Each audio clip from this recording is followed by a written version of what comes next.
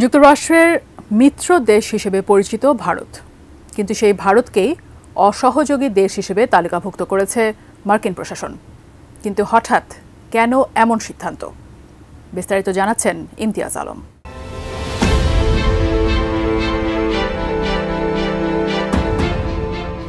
ভারতকে অসহযোগী দেশগুলোর তালিকায় অন্তর্ভুক্ত করেছে যুক্তরাষ্ট্রের অভিবাসন ও শুল্ক প্রয়োগ সংস্থা আইসিই। এটি এমন একটি তালিকা যেখানে উল্লেখিত দেশগুলো প্রত্যর্পণ প্রক্রিয়ায় যথাযথ সহযোগিতা করে না বলে মনে করে থাকে মার্কিন কর্তৃপক্ষ। এই তালিকায় ভারত ছাড়া রয়েছে Bhutan, Cuba, Iran, Pakistan, Russia এবং ভেনেজুয়েলা।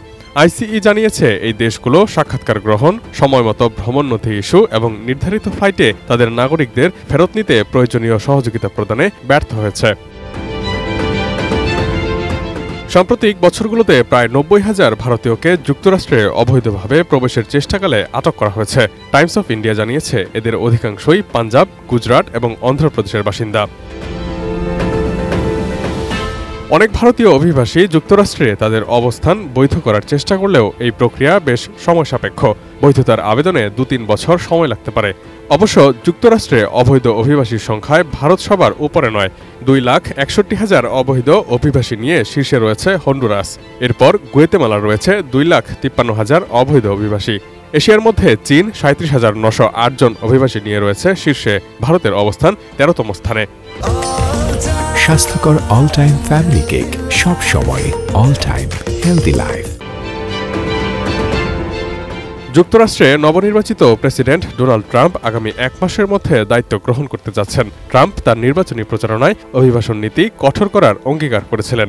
তিনি যুক্তরাষ্ট্রের ইতিহাসে বৃহত্তম প্রত্যর্পণ প্রক্রিয়া পরিচালনার পরিকল্পনা করেছেন। ফলে চূড়ান্ত আদেশপ্রাপ্ত হাজার হাজার ভারতীয় অভিবাসীকে ফেরত পাঠানো হতে পারে নিজ দেশে। যুক্তরাষ্ট্রের এই পদক্ষেপ ভারত মার্কিন কূটনৈতিক সম্পর্কেও চ্যালেঞ্জ তৈরি করতে পারে বলে মনে করছেন বিশেষজ্ঞরা।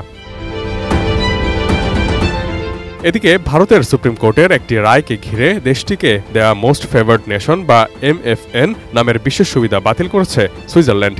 এতে দুই দেশের বাণিজ্য ও অর্থনৈতিক সম্পর্ক নতুন করে চ্যালেঞ্জের মুখে পড়বে বলে ধারণা করা হচ্ছে। বিশ্ব বাণিজ্য সংস্থার নিয়ম অনুযায়ী কোনো দেশ যদি অন্য একটি দেশকে মোস্ট ফেভার্ড নেশন মর্যাদা দেয়, তাহলে সেই দেশকে শুল্ক ও বাণিজ্য সংক্রান্ত বিশেষ সুবিধা দিতে হয়। এতদিন সুইজারল্যান্ড ভারতকে এসব সুবিধা দিত। এখন MFN সুবিধাটি বাতিল করার ফলে ভারতের পণ্য রপ্তানি ও দ্বিপাক্ষিক বিনিয়োগ বাধাগ্রস্ত হতে পারে। গত 11 ডিসেম্বর বুধবার সুইজারল্যান্ড জানায় তারা ভারতকে প্রজ্ঞাপন ছাড়া আর সর্বাধিক পছন্দের দেশ বা MFN এ সুবিধা দিবে না। Imtiaz Alam, desk report, ATN news.